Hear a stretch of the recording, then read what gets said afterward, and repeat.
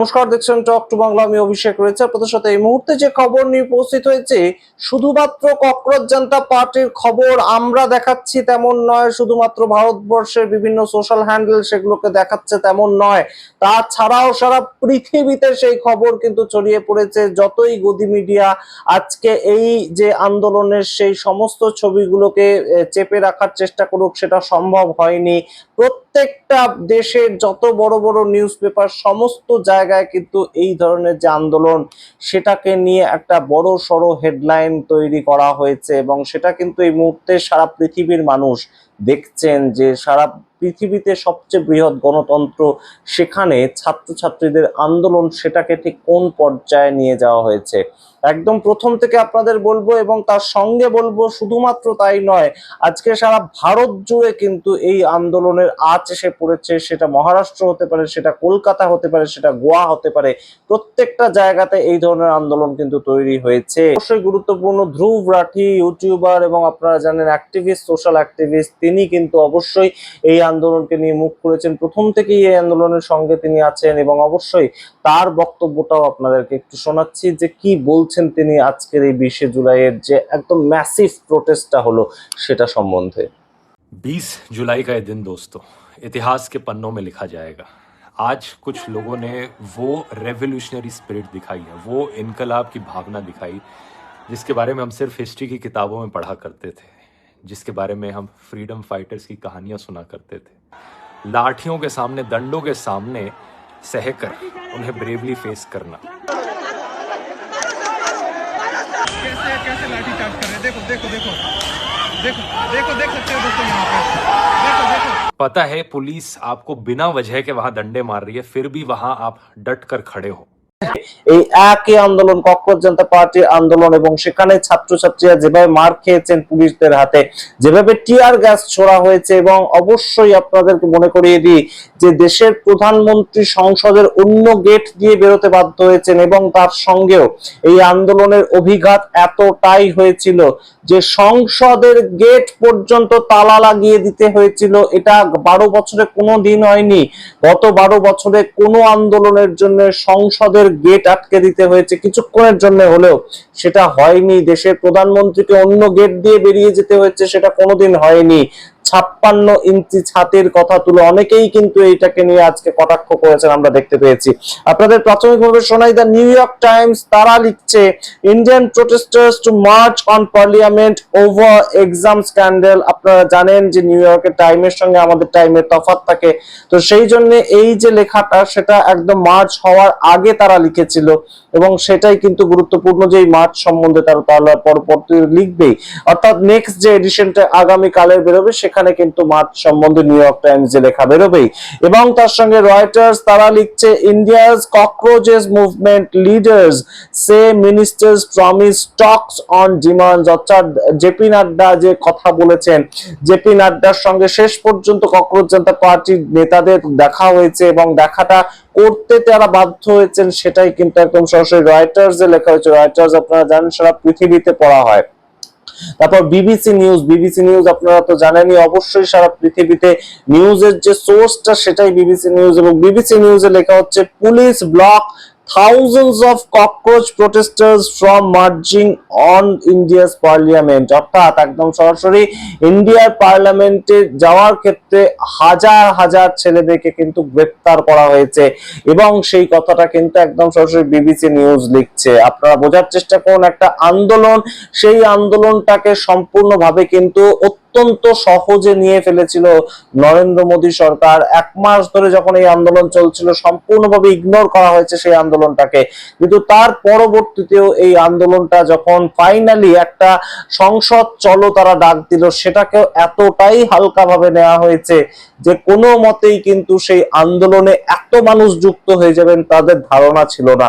সরকার হয়তো কোথাও গিয়ে যত বেলা বেড়েছে তত বুঝতে পেরেছে, তাই জন্য কখনো আমরা দেখতে পেয়েছি টিয়ার গ্যাস, কখনো লাঠি চার্জ, কখনো একদম ব্ল্যাক কমান্ডো যাদের বলা হয় সংসদের অভ্যন্তরে, তারা দৌড়ে দৌড়ে গিয়ে একদম গেট আটকাচ্ছিলেন যে মানুষজন চলে আসতে পারেন। তার কারণটা হচ্ছে কিন্তু এটাই যে মানুষ আজকে রাস্তায় যেভাবে নেমেছিলেন 20 জুলাই আমাদের কাছে অবশ্যই কিন্তু মনে থাকবে যে সাধারণ মানুষের আন্দোলন, কোনো পলিটিক্যাল পার্টি নয়, তারা প্রত্যেকে হাতে একদম সংবিধান, হাতের সংবিধান, আপনারা বোঝার চেষ্টা করুন, স্কুল ড্রেস পরে পর্যন্ত বাচ্চা ছেলেরা এসেছে, বাচ্চা মেয়েরা এসেছে, এবং তারা আজকে হাতে সংবিধান নিয়ে বলছে সরকারকে যে আমরা তোমাদেরকে চুজ করেছি আমাদের চালানোর জন্য বা দেশ চালানোর জন্য, তোমরা আমাদেরকে চুজ করোনি, তাই জন্য আমাদের কথা শুনতে হবে। একদম সাধারণ ছোট ছোট বাচ্চা ছেলে মেয়েদের কথা আমরা বলছি।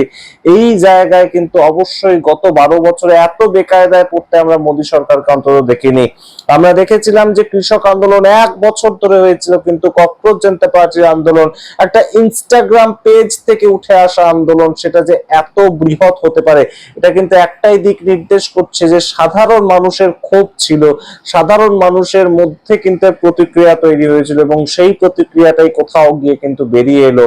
এবং এই আন্দোলনকে কোনো মতেই কিন্তু ইগনোর করার মতন জায়গায় আর সরকার থাকলো না। তা না হলে আপনারা বোঝার চেষ্টা করুন যে স্বাস্থ্যমন্ত্রী এবং বিজেপির প্রাক্তন সভাপতি, কেন্দ্রীয় সভাপতি, তিনি একই দিনে দুবার এই ককরোচ জনতা পার্টি, যে ককরোচ জনতা পার্টিকে সম্পূর্ণ ইগনোর করা হয়েছে, সন্ত্রাসবাদীদের বি টিম বলা হয়েছে, কখনো পাকিস্তানের দ্বারা ফান্ডেড বলা হয়েছে, কখনো চায়নার দ্বারা ফান্ডেড বলা হয়েছে, সেই ককরোচ জনতা পার্টির আন্দোলনটা এমন পর্যায়ে পৌঁছালো যে একই দিনে দুবার জেপি নাড্ডাকে দেখা করতে হলো তাদের সঙ্গে। যদিও ককরোচ জনতা পার্টি জানিয়েছে যে আমাদের সঙ্গে এখনো পর্যন্ত কথা বলার পরবর্তীতে কিচ্ছু জানানো হয়নি। আমরা জানি না কিসের এই মুহূর্তে এত কথাবার্তা চলছে।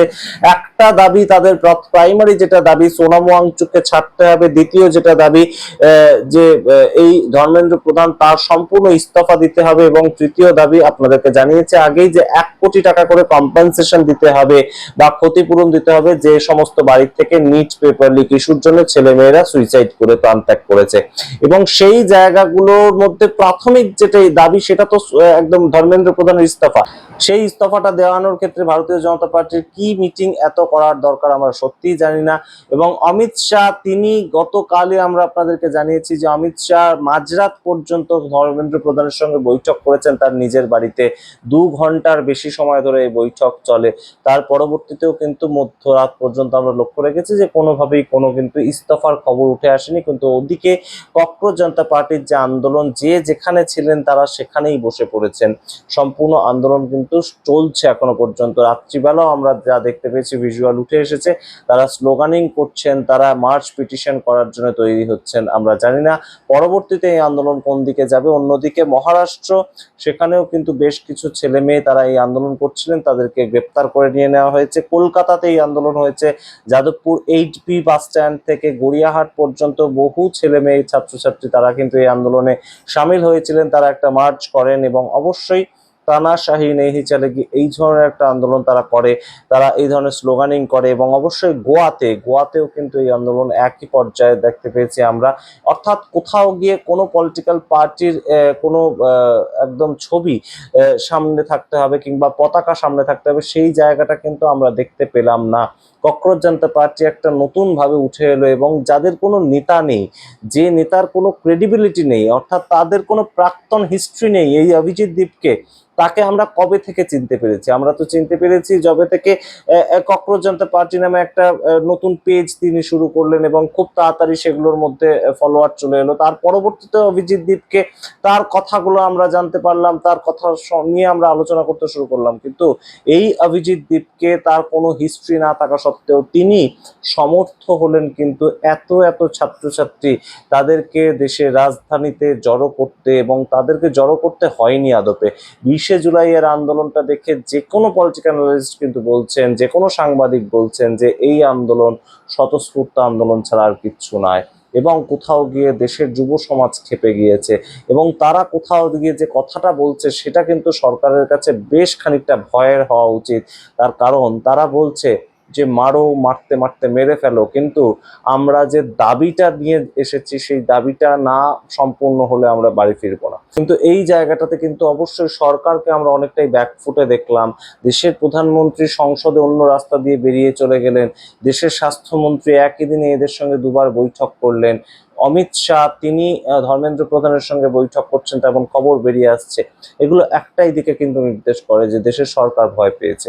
আপনারা সামগ্রিক রিপোর্টের ভিত্তিতে কি মনে করেন অবশ্যই কমেন্ট বক্সে কমেন্ট করুন। দেখতে থাকুন টক টু বাংলা, অবশ্যই টক টু বাংলা ইউটিউব চ্যানেলটিকে সাবস্ক্রাইব করতে ভুলবেন না।